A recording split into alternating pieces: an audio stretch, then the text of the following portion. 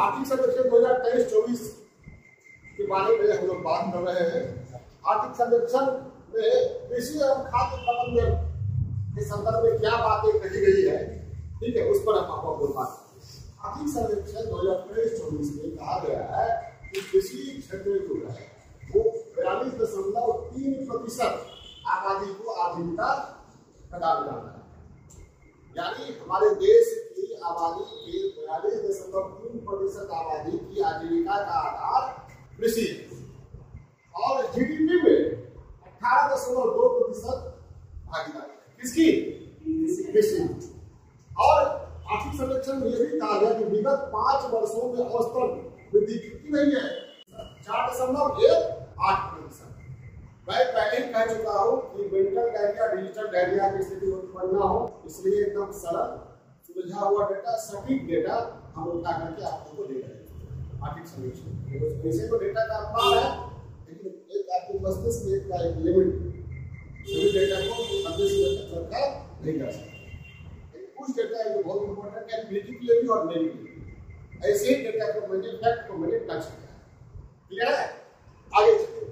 इसमें कहा गया है कि खाद्यान्न भंडार का 40% हमारा जो स्टॉक है सरकार का खाद्यान्न भंडार है उसका 40% हमारे देश की 2/3 आबादी को निःशुल्क वितरण करने में ये किया जाता है।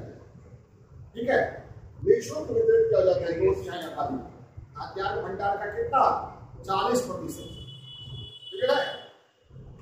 उसको ये भी कहा गया कि कुल खाद्यान्न उत्पादन का 60% से अधिक हम लोग क्या करते हैं? निर्यात करते हैं। और चावल, गेहूं, कपास, गन्ना में हम दूसरा सबसे बड़ा उत्पादक है दुनिया में। चावल, गेहूं, गन्ना और कपास के मामले में भारत दुनिया में दूसरा सबसे बड़ा उत्पादक है। और भारत दूध, दलहन, मसाला के मामले में दुनिया का सबसे बड़ा। इसके बाद एक डेटा दिया गया है कृषि में छोटे किसानों का वर्चस्व 89.4% कृषि परिवार के पास 2 हेक्टेयर से भी कम है। और छोटे किसानों का वर्चस्व है छोटे कृषक जो वही डबल प्रभाव है वो नहीं, और अधिक संख्या इनकी है। किसकी? सीमांत और छोटे कृषक, यानी 90% कृषक परिवार है के पास 2 हेक्टेयर से कम जमीन। उसका केसीसी किसान क्रेडिट कार्ड कितना? 7.5। ये तो चर्चा पहले कर चुके हैं। अब उद्योग क्षेत्र की बात करते हैं। इस आर्थिक सर्वेक्षण में कहा गया कि 2023-24 में उद्योग क्षेत्र में वृद्धि कितनी रही? 9.5%। 2022-23 में ग्रॉस वैल्यू एडिशन में विनिर्माण हिस्सेदारी कितनी रही?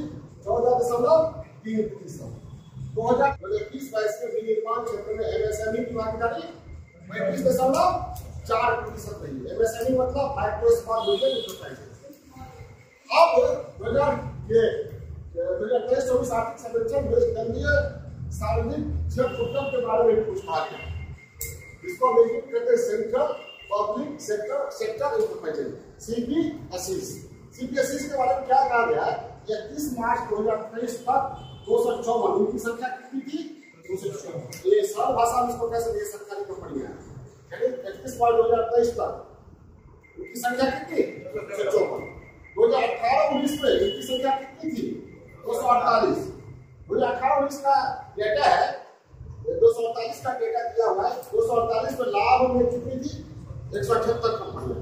घाटे में कितनी थी? 70 कंपनियां। फिर सुधार हुआ 2022-23 में 250 सीपीएसई आ गए, संख्या बढ़ी। और लाभ में कितने आ गए? 178 से 113। घाटा में 70 से 70, यानी सीपीएसई की स्थिति में सरकारी कंपनियों की स्थिति में क्या हुआ? पहले 2018 में लाभ में कितने थे? 178। 2022-23 में लाभ में कितने हुए? 113। ये सीपीएसई के बारे में। सेवाओं के बारे में भी कुछ इंपॉर्टेंट डेटा है, वो देख लीजिए। 2023-24 में कहा गया कि 2023-24 में अर्थव्यवस्था की कुल आकार का 55% जो है किससे संबंधित है? ठीक है। और ये कहा गया पिछले एक दशक 2021 जो कोरोना काल था वो छोड़ दिया गया, तो सेवा क्षेत्र में 6% की वृद्धि हुई। आर्थिक सर्वेक्षण 2023-24 में आर्टिफिशियल इंटेलिजेंस को रोजगार अवसरों के लिए चुनौती माना गया। ठीक है, किसको? Artificial intelligence. उसके बाद एक महत्वपूर्ण इंफॉर्मेशन दिया गया है, विश्व आर्थिक मंच के यात्रा एवं पर्यटन विकास सूचकांक, यात्रा एवं पर्यटन विकास सूचकांक में भारत का स्थान कितना? 39वां, 49। 2023 में कहा गया कि 91 लाख से अधिक विदेशी भारत आए हैं। पर्यटन का ये आंकड़ा, सेवा क्षेत्र में पर्यटन आता है, और पर्यटन से हमने 2.3 लाख करोड़ से अधिक की विदेशी मुद्रा हासिल की। ठीक है, धार्मिक पर्यटन के संदर्भ में एक प्रसार योजना सरकार ने शुरू किया, जिसका फुल फॉर्म क्या है? Pilgrimage rejuvenation and spiritual organisation guide. ये धार्मिक पर्यटन स्थलों के इंफ्रास्ट्रक्चर के डेवलपमेंट क्लियर है, और इसके तहत 29 नए स्थलों की पहचान की गई है। दूरसंचार के मामले में क्या कहेंगे? दूरसंचार में सबसे पहले 5th जनरेशन, वायरलेस संचार जो है उसकी ये 5वां जनरेशन। ठीक है, और अगला जनरेशन पिछले जनरेशन से सेट प्लस सर्विसेज के मामले में बेटर होता है। 1G से बेटर, 2G, 2G से बेटर, 3G से बेटर, 4G से बेटर, इसके मामले में सेट और सर्विसेज। सर्विसेज मतलब फास्ट। ठीक है, तो ये कहा गया, ये इसमें कहा गया कि अक्टूबर 2022 में शुरू हुआ ये, और दुनिया में सबसे तेजी से बढ़ने वाली भारत में 5G, पूरी दुनिया में भारत में 5G सबसे तेजी से बढ़ रहा है। और इसका आंकड़ा भी दिया हुआ है कि मार्च 2024 में शुरू में ये विश्व में 5G, हमारा 5G 198 स्थान पर, और ये अक्टूबर 2022 मार्च 2024 में कितना नंबर पर आ गया भारत? 15वां, 118वां से उछलकर 15वां पर, यानी तेजी से बढ़ा। हो सकता है नंबर 1 पे टेली घनत्व प्रति जनसंख्या टेलीफोन कनेक्शन 2014 में कितना था? 75.9%। मार्च 2024 में कितना हो गया? 85.7%। वायरलेस टेलीफोन कितने? 116.5 करोड़। इंटरनेट के हाथ के बारे में भी इस सर्वेक्षण में कहा गया है। 2014 में कितना था? 25.1 करोड़। 2024 में कितना हो गया? 95.4 करोड़। ठीक है, लगभग चौगुनी वृद्धि हुई। ये दूरसंचार, ठीक है।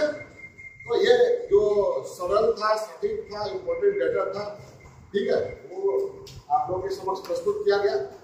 ठीक है, अब बेस्ट ऑफ लक।